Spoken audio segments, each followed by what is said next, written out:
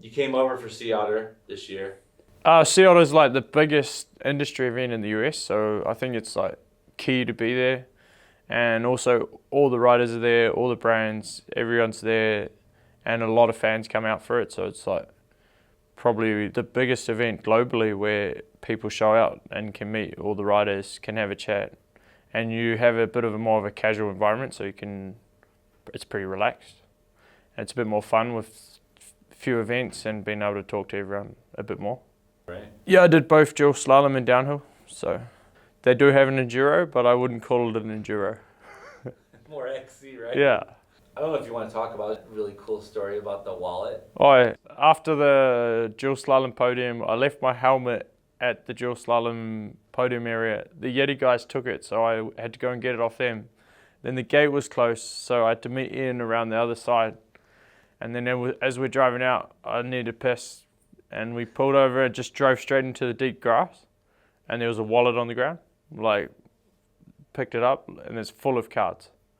It's like some guy from Taiwan. I'm like, well, I don't know what the chances are, but I put it on my social media. I think within like 8 or 10 hours, there was one of my friends in New Zealand knew who it was, knew that he owned a shoe company, and then another guy who used to sponsor me gave me his phone number. So we had his phone number, and the next morning call him, like, got your wallet, I'll bring it to your booth tomorrow. He owns this shoe company. We go to the booth, like, how you doing? We've got your wallet. He's like, no way. Get the wallet back. And it's just the power of social media and the bike industry. Like, what was the chances that I know some guy from Taiwan, you know? If he'd have lost it, he would have had problems because he lives in Taiwan now, and it had his ID card, and he wouldn't be able to stay longer than 3 weeks or a month or something. So he was freaking out. So he got it back luckily, and Bernard counted. Of course, Bernard counted. There was €1,000 worth of cash in there, so he got it all back. I've lost my wallet before. I see how shit that is, and then especially if you're traveling, it's like the worst. So get it back to him, and it's a good feeling anyway. That's better than taking some money from his wallet, you know? Yeah. You get the wallet back, he's going to be stoked, and then it goes around, comes around, I think. So, yeah. Just the unbelievable chance of you getting out of the car right there. In deep grass, his wallet was like right in the deep grass. I opened the door, and I just saw it, pull it out, and then it's like, there's a wallet, yeah. There was no way we would normally be stopping there either. It was because the gate was closed on one side, so we came out a different way. So it was pure luck, but it worked out pretty good, and we got his wallet back. He's happy. Everyone's happy. Yeah. So let's talk a little bit about joining up with the Yosh here. I met Biggie through the GT crew, as he used to be in the Dead Sailor movie, so he's a bit of an icon in the GT history of the brand, I think. So myself and my brother, we had the Dead Sailor VHS tape, and we'd just sit there and watch it nearly every afternoon after school. We'd watch that, and then we'd go riding in our backyard and just build more jumps. So we knew every scene. We definitely know Big E from the pizza guy and also the race announcer. And then we met him at the GT thing last year, and see that he's working with Yosh, and you've been working quite a while here, I think. 10 years now. Yeah, 10 years at Yoshi. So it worked out that he invited me over to check out the factory and how everything is done. From there, I was like, this is some pretty cool stuff. Like, it's almost a small family brand, and everything's handmade nearly. So to see how the amount of work that goes into the exhaust, then you suddenly realize, like before I was like, those are expensive, you know? Then you realize that this is not expensive, this is like quality. And I think that's the difference with this brand. Like, you see everything's done so well. So they also started in the pedals last, I don't know how long now, 3 years. 3 years in the pedals with the flat pedal. And we got to see some of those getting made as well. So it's pretty impressive, the amount of engineering and the quality of the workmanship that you do here. And I think that was something that was like pretty key to me, and seeing like a small family brand to be part of that is like something special, I think. So that's why I like Yoshimura, really. Yeah, it's good to have like, or start the close relationship and be part of the family here, and then try to build the brand as it grows on the cycling side. I think mountain bike is going to keep growing, so people are going to want to have cool pedals, cool stems. So that's something Yoshi can provide, and I think it's pretty cool to be part of that, and to be working with a brand that has so much racing history as well is like something special, you know. In 2023, I'm working to build a privateer project with GT. I've been doing like the privateer award with Wyn TV on my post-race videos for the last probably 3 years, and now we want to build it into something bigger. So the plan is to build my own program where we're awarding the fastest privateer from every race a spot in our team the next race. If they want, they can also have the full team bike, spec'd out with all my sponsors, so the Yoshi pedals will be on there.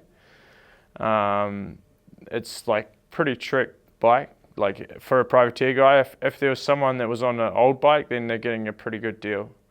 And then we also give them some cash as well and look after them for that next race. And then we're going to document that every race and produce a video covering that, like their story to that point, and also the story of being in the team for the week. So I think it should be a pretty cool program. Something like I'm excited about is like to give back to people that are making their way up to be professional riders. And I feel like there's not so many things like that help people to get to where they, I don't know, live their dreams or stuff like that, you know, like it's something special. So it's a good feeling when you have a small part to play in someone's journey to the top. So that's something I enjoy to do, and that's the plan for 23, and hopefully build it bigger from there. And they have to be a privateer, right? They're not, Well, like, is it the first like not sponsored guy? Yeah, Is that how it works? yeah, like it's hard now to define what is a privateer, but ideally someone that doesn't really have a mechanic and has very little support. So you handpick that guy? Yeah, so I would look for the fastest privateer every race, and then if they pass my definition of privateer, then they get invited to join the program for the next race. And say they have some small sponsors already, then they can ride their bike, no problem, we'll still support them. So it should be pretty cool. I think it's going to make for a fun year and a lot of different stories every race, and that's like, everyone wants to see a bit more backstory on people, and I feel like those kind of underdogs have a bit more story to tell. Like when it all comes easy, there's less storyline, you know. Like I did plenty of years where it was hard, where I was coming up, trying to get to where I am now. And those years I have way more stories than I do now because it's all too easy. So I think I want to tell those stories. Yeah, that will be the goal, like that it grows into being really its own program, and then we would choose the best privateer from each season and put them on full time and continue the cycle, I think. So it would be a way to build your own team as such while still supporting privateers. And I think it's a pretty cool thing to do. So I like to see the riders that didn't get the silver spoon from a young age, and that made it happen for themselves. Like a lot of them go out there and work whatever job so they can get to Europe or wherever they've got to get to race and to make it to that level. So those stories are cool to tell, and I think that's something special in our sport, that it's so accessible that you can actually do that. You can put your downhill bike in a box and you can go and race a World Cup, like whatever country you're from. There's not many sports like that, so that for me is pretty cool. Yeah. The Wheelie Wednesday thing? Yeah. So are you the guy that started the Wheelie Wednesday thing? Or? Well, yeah, it's hard to say. Maybe on the bike side, I started the Wheelie Wednesday, I would say. But Wheelie Wednesday as a term has always been like a thing in other sport motorbikes as well. So it's hard to say who started it as such, but I've been doing it like nearly every week for coming up 9 years, I think. So it's a while, yeah. Why do you think Wyn Masters has fun riding his bike?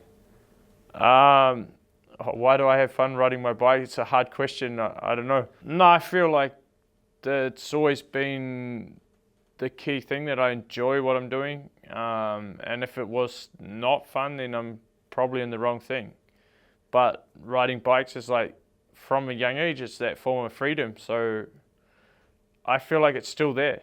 Like you get on your bike, you forget whatever problems you had. It's like anyone can have a shit day and then they can go for a bike ride, come home with a clear head. So I think, why shouldn't it be fun? If you made it not fun, then you're doing the wrong thing, I think. So I just enjoy it, and I do ride pretty much all in any bike, whatever form. I don't mind. I like riding. So motorbikes as well. It's like freedom. So it's still kind of, you still feel that freedom that you had when you were young.